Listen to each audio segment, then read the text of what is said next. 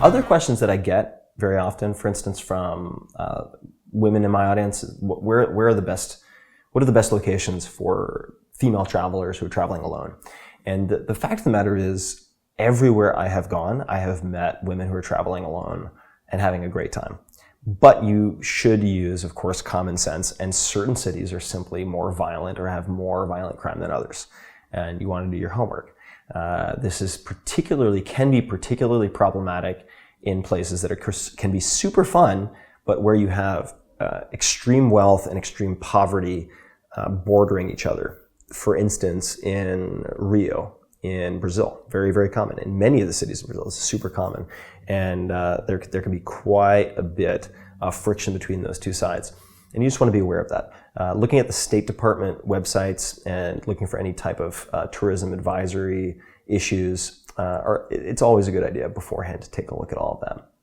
But if you are good at planning and also good at improvising, and you make an effort to learn the native language, this is another thing. Use something like the link word method, or you could look at people like Benny Lewis, the Irish polyglot, who has a lot of good tips for language learning.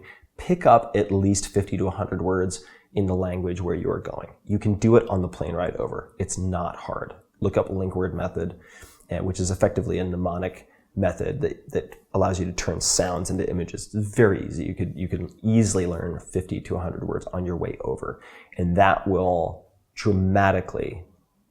not dramatically, in a binary fashion, turn your trip from enjoyable to incredible, because everyone will respond to you differently. This is particularly true in locations where most tourists do not make an effort, like Japan, as one example. And last but not least, if you're traveling with your family, I've been traveling with my parents, for instance, every 6 months or so. There are certain cities that are very, very walkable and have a high density of impressive things per square mile or kilometer. Paris is one such example. It is by far the most beautiful city I've ever been in, bar none. You're just walking around and everything catches your eye as absolutely spectacular. And you can do it relatively inexpensively, surprisingly enough. There are neighborhoods where you can do that.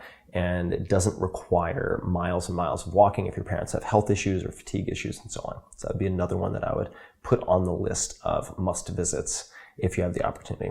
But the world is your oyster. There are many other options, and I could give you easily another 20 that I'm just as excited about, but those are a few of the highlights. And happy travels. Be safe, be curious, be respectful, and I think that'll get you a long, long way.